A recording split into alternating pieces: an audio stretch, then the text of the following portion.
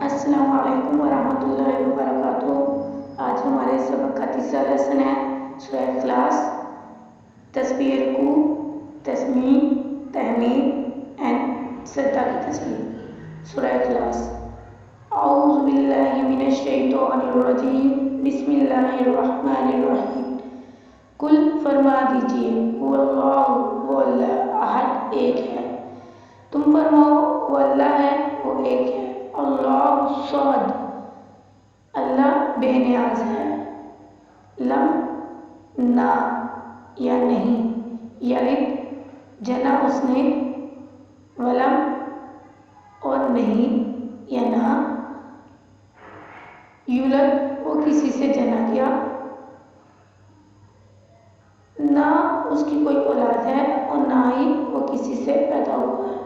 ولم اور نہ، یکن اللہ، یکن ہے، لہو واسطے اس کے، کفواً ہمسر، احد کوئی بھی، اور نہ اس کا کوئی جوڑ ہے۔ اللہ اکبر، اللہ اکبر، اللہ بہت بڑا ہے۔ اللہ اکبر کہہ کر رکوع میں جانا ہے اور 3 دفعہ یہ تسبیح پڑھنی ہے۔ سبحان ربی العظیم، سبحان پاک ہے، ربی پروردگار یا میرا، العظیم بڑی عظمت والا ہے، پاک ہے میرا پروردگار عظمت والا ہے۔ تسمیع، سمع سن لی، اللہ اللہ نے، لمن اس کی، حامدہ تعریف کی جس نے اس کی، سمع اللہ لمن حمدہ اللہ نے اس کی سن لی جس نے اس کی تعریف کی۔ ربنا اے ہمارے پروردگار، رب پروردگار، نا ہمارے، لکا تیرے لیے، الحمد سب تعریفیں ہیں۔ ربنا لک الحمد اے ہمارے پروردگار تمام تعریفیں تیرے ہی لیے ہیں۔ اللہ اکبر، اللہ بہت بڑا ہے، اللہ اکبر کہہ کر پھر ہمیں سجدے میں جانا ہے اور سجدے میں مندرجہ والا الفاظ پڑھنے ہیں۔ سبحان ربی الاعلیٰ، سبحان پاک ہے، ربی پروردگار یا میرا، الاعلیٰ بہت بلند ہے۔ سورہ اخلاص کی اگر ہم تھوڑی تفصیل پڑھ لیں تو سورہ اخلاص جو ہے وہ اللہ تعالیٰ کی وحدانیت کے بارے میں ہے۔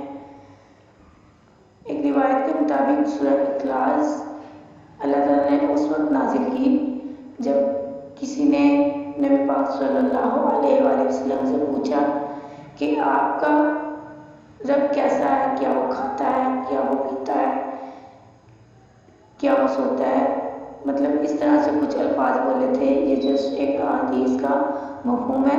تو دین اللہ تعالیٰ نے سورہ اخلاص نازل کی جس کے مطابق جس میں اللہ تعالیٰ کی وحدانیت کا، اللہ تعالیٰ کے بے نیاز ہونے کا، اللہ تعالیٰ کی کوئی اولاد نہ ہونے کا اور نہ ہی اس کے کسی سے پیدا ہونے کا ذکر ہے اور نہ ہی اس کے کسی کے جوڑ کے ہونے کا ذکر، یعنی کہ اس کا کوئی جوڑ نہیں ہے، اس کے جیسا کوئی بھی نہیں ہو سکتا۔ مطلب اللہ تعالیٰ کو کھانے پینے کی، پہننے اوڑھنے کی، سونے جاگنے کی کوئی ضرورت نہیں ہے۔ اور بے نیاز کون ہوتا ہے؟ بے نیاز کون سی ذات ہے؟ وہ ذات جس کی کوئی اولاد نہیں ہے، وہ کون سی ذات ہے؟ اس ذات کو جو ہے کبھی بھی اجل نہیں آئے گی، وہ ہمیشہ سے اور ہمیشہ زندہ رہے گی۔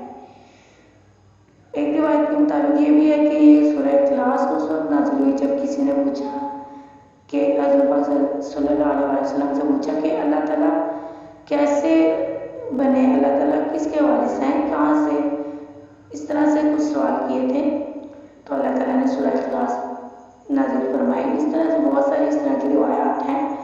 تو سورہ اخلاص میں اللہ تعالیٰ کی وحدانیت کا ذکر ہے اور اللہ تعالیٰ کی بے نیازی کا ذکر ہے اور یہ ذکر ہے کہ اللہ تعالیٰ کی نہ تو کوئی اولاد ہے، نہ وہ کسی سے پیدا ہوا ہے، نہ اسے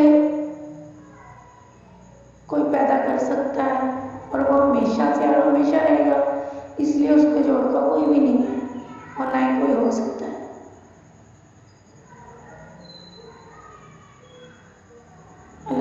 ہم سب کو اپنی وحدانیت پر یقین کرنے والا اور اپنی وحدانیت کے پیغام کو آگے پھیلانے والا بنائے۔